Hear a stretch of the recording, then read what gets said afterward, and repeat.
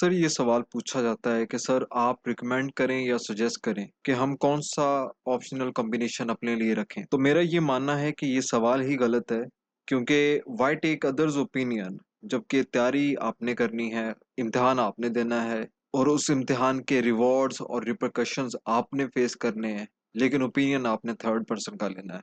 इसकी मिसाल बिल्कुल वैसे ही है जैसे जंग लड़ने के लिए जाना आपने खुद हो, लेकिन आपके वेपन्स, आपकी शील्ड, बैटलफील्ड कोई और डिसाइड करे, तो आपका हाल उस जंग के अंदर क्या होगा वो तमाम दुनिया जानती होगी सिवाय आपके।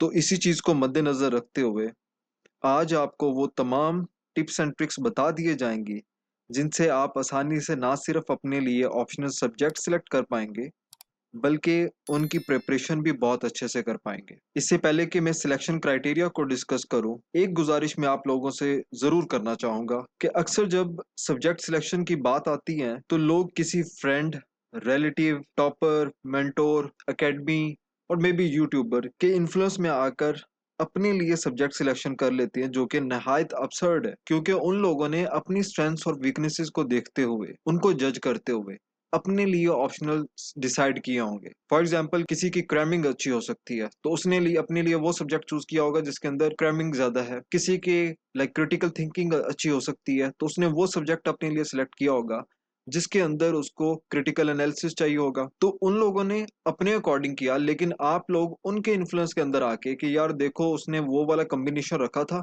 मैं भी ये रख लेता हूँ या रख लेती हूँ, इसकी वजह से उसने टॉप किया था तो मैं भी टॉप कर जाऊंगी, मुझे भी अच्छे मार्क्स मिल जाएंगे, जो कि निहायत गलत है।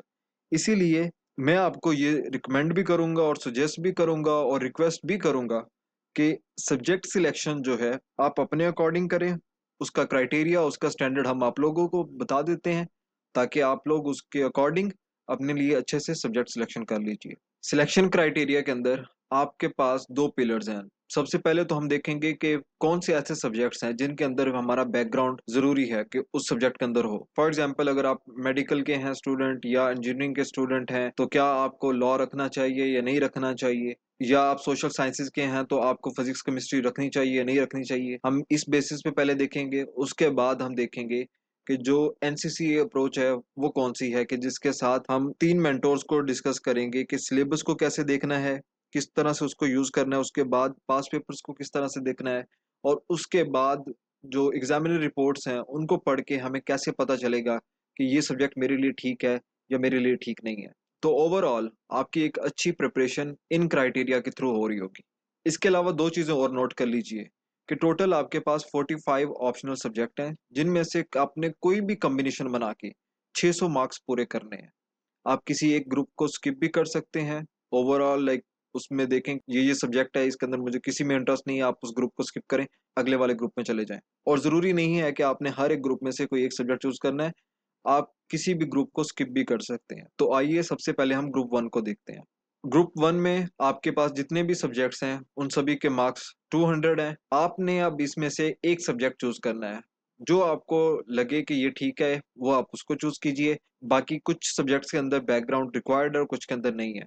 जो आपको अभी ग्रीन के अंदर नजर आ रहे हैं उनके अंदर आपका बैकग्राउंड रिक्वायर्ड नहीं है, लेकिन जो रेड के अंदर हैं उनका आपका बैकग्राउंड होना चाहिए। बैकग्राउंड से क्या मुराद है मेरी, कि फॉर एग्जांपल एक बच्चा है जिसने बिजनेस एडमिनिस्ट्रेशन पढ़ा है, तो वहां पे एक सब्जेक्ट आएगा, उसके उसने अकाउंटिंग एंड फाइनेंस के नाम से उसने वो पढ़ा होगा, तो उसको लगेगा कि यार ये अकाउंटिंग मैंने उधर पढ़ी थी एक सेमेस्टर के अंदर, एक सब्जेक्ट के अंदर, तो यहाँ पे मैं अकाउंटिंग एंड ऑडिटिंग रख लेता हूँ। नहीं, ऐसा नहीं है।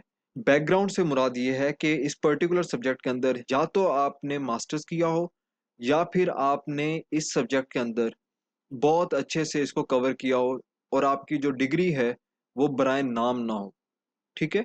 अगर आपका स्ट्रॉन्ग बैकग्राउंड है तो आप जो ये फर्स्ट वाले तीन सब्जेक्ट्स हैं इनमें से कोई भी चूज कर सकते हैं, लेकिन अगर आप मेरी तरह नालायक हैं और आपका बैकग्राउंड नहीं है तो आप पॉलिटिकल साइंस या इंटरनेशनल रिलेशंस में से कोई भी चूज कर लीजिएगा। ग्रुप टू के अंदर एक छोटा सा टेक्निकल पॉइंट ये है कि इसके अंदर कुछ सब्जेक्ट्स ऐसे हैं जिनके 200 मार्क्स हैं और कुछ सब्जेक्ट्स ऐसे हैं जिनके 100 मार्क्स हैं। अब जो 200 वाले सब्जेक्ट्स हैं उनके लिए तो ये है कि आपने सिर्फ एक सब्जेक्ट चूज करना है, या फिजिक्स कर लीजिए या केमिस्ट्री कर लीजिए। लेकिन अगर आपने 100 मार्क का कोई एक सब्जेक्ट किया, जैसे फॉर एग्जांपल अप्लाइड मैथमेटिक्स किया है, तो उसके साथ आपको कोई और सब्जेक्ट इसी ग्रुप में से रखना होगा, चाहे वो प्योर मैथमेटिक्स हो, चाहे स्टैटिस्टिक्स हो, चाहे जियोलॉजी हो, ताकि आपके 200 मार्क्स कंप्लीट हो जाएं। तो इन दोनों अप्रोचेस के थ्रू आप इस ग्रुप में से अपनी सब्जेक्ट सिलेक्शन कीजिएगा। अभी बात करते हैं कि इनके अंदर कौन से ऐसे सब्जेक्ट हैं जिनके अंदर बैकग्राउंड रिक्वायर्ड है, या कौन से ऐसे सब्जेक्ट हैं जिनके अंदर बैकग्राउंड रिक्वायर्ड नहीं है। तो ये सारे के सारे सब्जेक्ट्स ऐसे हैं जिनके अंदर बहुत स्ट्रॉन्ग बैकग्राउंड होना चाहिए आपका। आम तौर पे जो सीएसएस करने वाले स्टूडेंट्स होते हैं वो इस ग्रुप को स्किप करते हैं, क्योंकि इन सब के अंदर आपको बैकग्राउंड चाहिए होता है। ग्रुप 3 से लेके ग्रुप 7 तक हर एक ग्रुप में से आपने एक सब्जेक्ट चूज करना होगा, और हर एक सब्जेक्ट के जो मार्क्स हैं वो 100 ही होंगे। अब यहाँ पे 200 मार्क्स का कोई सब्जेक्ट नहीं आएगा। तो ग्रुप 3 के अंदर आपके पास बिजनेस एडमिनिस्ट्रेशन है, पब्लिक एडमिनिस्ट्रेशन है, गवर्नेंस एंड पब्लिक पॉलिसी है, town planning and urban management है। अब इनमें से दो सब्जेक्ट ऐसे हैं जिनके अंदर आपका बैकग्राउंड होना जरूरी है, और दो सब्जेक्ट ऐसे हैं जिनके अंदर बैकग्राउंड आपका जरूरी नहीं है। बिजनेस एडमिनिस्ट्रेशन के लिहाज से लोग कहते हैं कि इसके अंदर बैकग्राउंड जरूरी नहीं है। मेरा मानना है कि इसके अंदर बैकग्राउंड आपका स्ट्रांग होना चाहिए। मार्केटिंग तो चलो आप कर लोगे, ह्यूमन रिसोर्स भी कर लोगे, मैनेजमेंट भी कर लोगे, लेकिन जो फाइनेंस का पोर्शन होगा वो आपके लिए करना मुश्किल होगा। Similarly town planning and urban management के अंदर भी आपका स्ट्रांग बैकग्राउंड होना चाहिए, क्योंकि इसके अंदर बहुत सी टेक्निकल चीजें हैं जो कि अक्सर स्टूडेंट्स जो हैं वो नहीं कर पाते। बाकी public administration and governance and public policy में आपका बैकग्राउंड होना ज़रूरी नहीं है। आप किसी भी बैकग्राउंड से हैं, चाहे मेडिकल से हैं, इंजीनियरिंग से हैं, आप इनमें से कोई भी सब्जेक्ट अपने लिए चूज़ कर लीजिए। इसके बाद बात करते हैं ग्रुप 4 की। ग्रुप 4 के अंदर आपके पास history of Pakistan and India है, इसके अलावा इस्लामिक हिस्ट्री एंड कल्चर है, ब्रिटिश हिस्ट्री है, यूरोपियन हिस्ट्री है, एंड हिस्ट्री ऑफ यूएसए है। अब इन सारे सब्जेक्ट्स के अंदर आपका बैकग्राउंड जरूरी नहीं है। अब ग्रुप 5 के अंदर आपके पास gender studies, environmental science, agriculture and forestry, botany, zoology, English literature and Urdu literature है। आपके पास सिर्फ दो सब्जेक्ट्स हैं जिनके अंदर बैकग्राउंड रिक्वायर्ड नहीं है। बाकी जितने भी सब्जेक्ट्स हैं इनके अंदर आपका बैकग्राउंड होना जरूरी है। या तो आप जेंडर स्टडीज की तरफ जाइए या इन्वायरमेंटल साइंसेज की तरफ जाइए, जो आपको लगे कि ये मेरे लिए ठीक है, सिर्फ उसी सब्जेक्ट को रखिए, बाकी को स्किप कीजिए। ग्रुप 6 के अंदर ज्यादातर जो सब्जेक्ट्स हैं वो लॉ से रिलेटेड हैं। इस ग्रुप में भी सिर्फ दो सब्जेक्ट्स ऐसे हैं जिनके अंदर बैकग्राउंड रिक्वायर्ड नहीं है। बाकी सब्जेक्ट्स के लिए आपका बैकग्राउंड होना जरूरी है। ऑल्दो इंटरनेशनल लॉ और फिलोसफी के लिए इतना स्ट्रॉन्ग बैकग्राउंड रिक्वायर्ड नहीं है। आप अगर मॉडरेट लेवल के स्टूडेंट भी थे तो आप आसानी से इसको कर सकेंगे। ग्रुप 7 जो है वो हमारे पास लास्ट ग्रुप है। इसके अंदर ज्यादातर जो है हमारे पास लैंग्वेजेस हैं और कुछ सोशल साइंसेज के सब्जेक्ट हैं, जैसे कि साइकोलॉजी, जियोलॉजी, सोशियोलॉजी, एंथ्रोपोलॉजी और जर्नलिज्म एंड मैस कम्युनिकेशन, और बाकी जो है वो आपके पास लैंग्वेजेस हैं। इस ग्रुप में भी आपके पास चार सब्जेक्ट ऐसे हैं जिनके अंदर स्ट्रॉन्ग बैकग्राउंड होना जरूरी है। इस ग्रुप से रिलेटेड ही एक क्वेश्चन पूछा जाता है कि सर हमें सोशियोलॉजी रखना चाहिए या फिर कोई भी लैंग्वेजेस का सब्जेक्ट रखना चाहिए। तो एक छोटा सा फार्मूला मैं आपको बता देता हूँ। अगर आपकी उर्दू की राइटिंग अच्छी है और आपकी जो राइटिंग स्पीड है वो भी ठीक है, और आपको अशार वगैरह याद हो जाते हैं या आप उसको इजीली पढ़ सकते हैं, तो go for Punjabi, Sindhi, Pashto, Balochi, what ever you want. कोई भी सब्जेक्ट इनमें से रखिए, आपके अच्छे मार्क्स आ जाएंगे। लेकिन अगर इनमें से कोई एक फैक्टर भी नहीं है, लाइक आपकी उर्दू राइटिंग तो अच्छी है लेकिन जो राइटिंग स्पीड है वो कम है, तो आप सोशियोलॉजी की तरफ जाइए या एंथ्रोपोलॉजी की तरफ जाइए या जर्नलिज्म एंड मैस कम्युनिकेशन की तरफ जाइए। बट अगर ऐसा नहीं है तो आप लैंग्वेजेस में से कोई भी सब्जेक्ट ऑप्ट कर लीजिए। यहाँ तक तो था कि हमने बैकग्राउंड देखा है कि कौन कौन से सब्जेक्ट के अंदर हमारा बैकग्राउंड जरूरी है और कौन कौन से सब्जेक्ट के लिए हमारा बैकग्राउंड जरूरी नहीं है। अब इसके बाद सेकंड जो क्राइटेरिया था हम उसको देखेंगे कि हमने तीन मेंटोर्स को डिस्कस करना है यहाँ पे। सबसे पहला तो है आपका सिलेबस है, उसके बाद आपके पास पेपर्स हैं, उसके बाद एग्जामिनर रिपोर्ट्स हैं।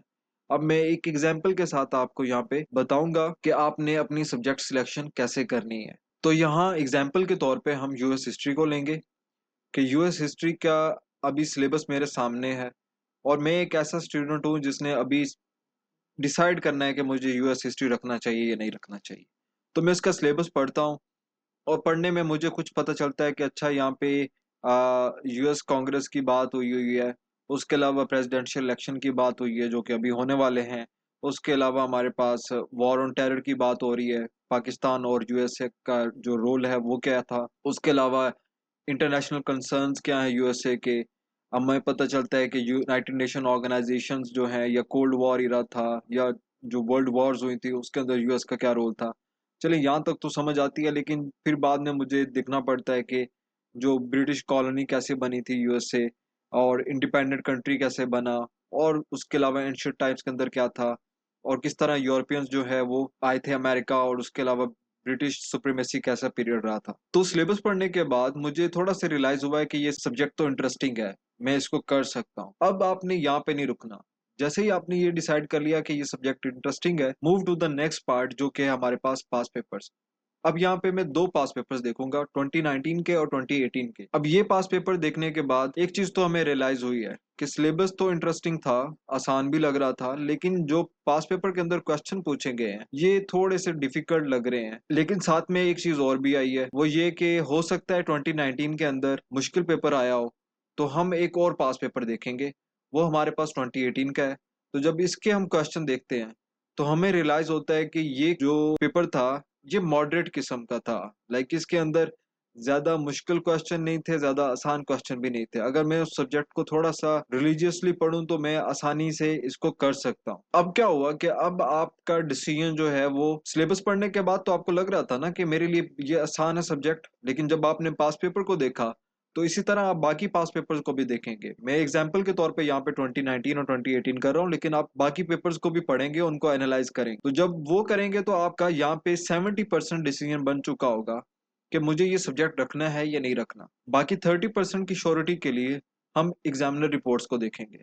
अभी एग्जामिनर रिपोर्ट हमारे पास 2019 की हमारे सामने है। The overall standard of the scripts attempted by the candidates is below average both in terms of content and presentation. अब जिन लोगों के सवाल होते हैं कि सर प्रेजेंटेशन मैटर करती है कि नहीं करती, तो आपका आंसर जो है वो एग्जामिनर रिपोर्ट के अंदर आता है। अनफॉर्चुनेटली आपको ना पढ़ने के लिए किसी ने कहा है ना आप पढ़ते हैं। इसके बाद वो बात कर रहा है कि most of the candidates use the material that is not authentic and written specially for the CSS exams. The trend of using helping books may be discouraged. 2019 की एग्जामिनर रिपोर्ट पढ़ने के बाद हमें दो चीजें पता चलती हैं। एक तो ये कि आपकी प्रेजेंटेशन और कंटेंट ठीक नहीं था, और उसकी वजह जो है कि आपने हेल्पिंग बुक से कंसल्ट किया था। हेल्पिंग बुक से क्या मुराद है, वो ये है कि जब आप सीएसएस करने के बारे में सोचते हैं तो आप जाते हैं किसी उर्दू बाजार में, अमीनपुर बाजार में, भवाना बाजार में, या किसी भी शॉप पर, तो वहां पे जाके आप देखते हैं कि सीएसएस के रिलेटेड बुक्स कौन सी हैं। तो अक्सर तो स्टूडेंट्स वो होते हैं ना जो शॉपकीपर से पूछते हैं कि अच्छा मैंने सीएसएस करना है तो आप मुझे कोई उसकी अच्छी अच्छी किताबें दे दो। अब वो बंदा जिसका सीएसएस के साथ ना कोई तल्लक ना वास्ता, वो आपको रिकमेंड कर रहा होता है कि ये किताब ले लो, ये बहुत सारे लोग लेके जा रहे हैं। और वो हम देखते हैं कि अच्छा ये फलानी अकेडमी की है, उस बुक को उठाया और उसको पढ़ा और पेपर देने चले गए, और मेहनत भी की, टाइम भी वेस्ट किया, उसके ऊपर एनर्जी भी वेस्ट की, रिजल्ट क्या आया, 0/0। एक चीज क्लियर होगी यहाँ पे। अब आ जाते हैं 2018 की एग्जामिनर रिपोर्ट के ऊपर। इसके अंदर वो कहता है कि भाई आपकी जो रीडिंग हैबिट है, आपका हार्ड वर्क है, आपकी राइटिंग प्रैक्टिस है, वो तो आंसर शीट्स के अंदर मुझे कहीं नजर नहीं आई। जो आपका टोटल इंप्रेशन पड़ा है मुझ पे वो बहुत लो स्टैंडर्ड पड़ा है। और उसकी वजह भी वो बयान करता है कि आप लोगों ने वो क्वेश्चन ऑप्ट किए थे जिनके अंदर डिस्कशन होनी है या फिर कमेंट्स होने हैं, और वो भी आपने कोई historical facts and figures mention नहीं की। अब यहाँ पे एक और चीज क्लियर होगी कि यूएस हिस्ट्री के अंदर आपको historical facts and figures mention करने हैं, आप वहां पे अपनी कहानियां बयान नहीं कर सकते। अब दूसरी चीज देखते हैं।